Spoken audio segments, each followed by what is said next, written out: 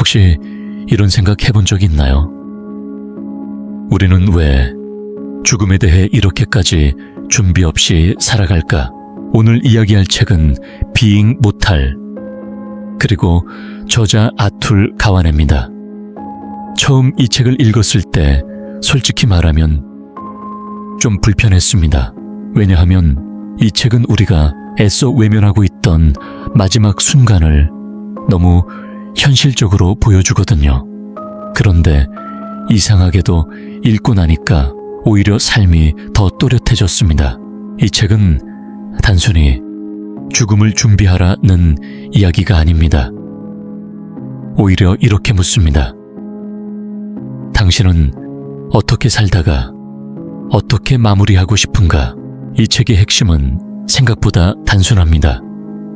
현대의학은 사람을 오래 살게 만드는 데는 성공했지만 어떻게 잘 늙고 어떻게 인간답게 죽을 것인가에는 실패했다는 이야기입니다. 병원은 점점 더 많은 치료를 제공합니다. 수술, 연명치료, 중환자실, 선택지는 넘쳐납니다. 그런데 아이러니하게도 선택지가 많아질수록 사람은 오히려 자신의 삶을 통제하지 못하게 됩니다. 저자는 의사로서 수많은 환자를 지켜보며 깨닫습니다. 사람들은 마지막 순간에 더 오래보다 덜 고통스럽고 더 의미 있는 시간을 원한다는 것을요. 그리고 여기서 중요한 질문이 등장합니다. 우리는 정말로 무엇을 위해 살고 있는가? 근데 여기서 한번 생각해 보세요.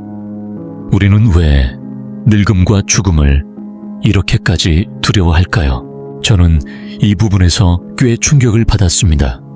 책에서는 요양원 이야기가 나오는데 그곳은 안전하고 깨끗하고 체계적입니다.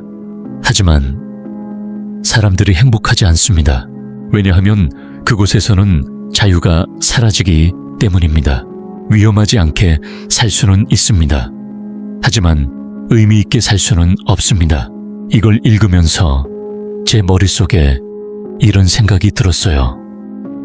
나는 안전한 삶을 원하나? 의미 있는 삶을 원하나? 솔직히 말하면 저는 그동안 안전 쪽에 더 가까웠던 것 같습니다. 첫 번째로 제가 얻은 가장 큰 교훈은 이것입니다. 삶의 질은 안전보다 중요하다. 책에서는 노인들에게 작은 선택권을 주는 실험이 나옵니다. 식물 키우기, 애완동물 돌보기 같은 아주 사소한 것들입니다. 그런데 놀랍게도 이 작은 변화가 사람들의 건강과 삶의 만족도를 크게 바꿉니다. 저는 이걸 보면서 좀 뜨끔했습니다. 왜냐하면 우리는 종종 나중에 편하게 살기 위해 지금을 희생하잖아요. 돈 모으고, 안정 추구하고, 위험 피하고. 그런데 정작 그 과정에서 내가 원하는 삶은 점점 뒤로 밀립니다. 예를 들어볼게요. 어떤 사람은 안정적인 직장을 선택합니다. 하지만 그 직장에서 20년을 보내고 나서 나는 왜 이렇게 살았지? 라는 질문을 하게 됩니다. 물론 안정도 중요합니다. 하지만 책이 말하는 건 이겁니다. 안전이 삶의 전부가 되는 순간 우리는 이미 많이 잃고 있다. 여기서 잠깐 하나만 더 생각해 볼까요? 만약 내 시간이 제한되어 있다면 지금 선택은 같을까? 두 번째 교훈은 더 강하게 다가왔습니다. 우리는 죽음을 통제하려 하지만 사실 필요한 건 선택이다. 의학은 계속해서 생명을 연장하려고 합니다. 하지만 모든 연장이 좋은 것은 아닙니다. 저자는 말합니다.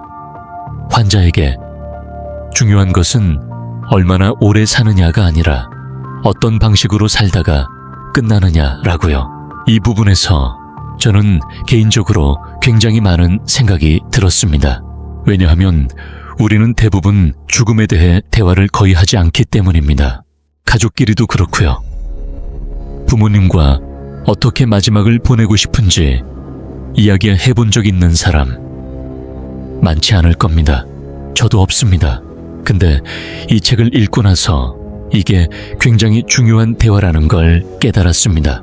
예를 들어 어떤 사람은 끝까지 치료를 받길 원할 수도 있고 어떤 사람은 집에서 가족과 조용히 보내길 원할 수도 있습니다. 정답은 없습니다. 하지만 중요한 건 그 선택을 미리 알고 존중하는 것입니다. 여기서 반대로 생각해 볼 수도 있습니다. 그래도 끝까지 살 수 있는 가능성이 있다면 포기하면 안 되는 거 아닌가? 맞는 말입니다. 하지만 책은 이렇게 말합니다.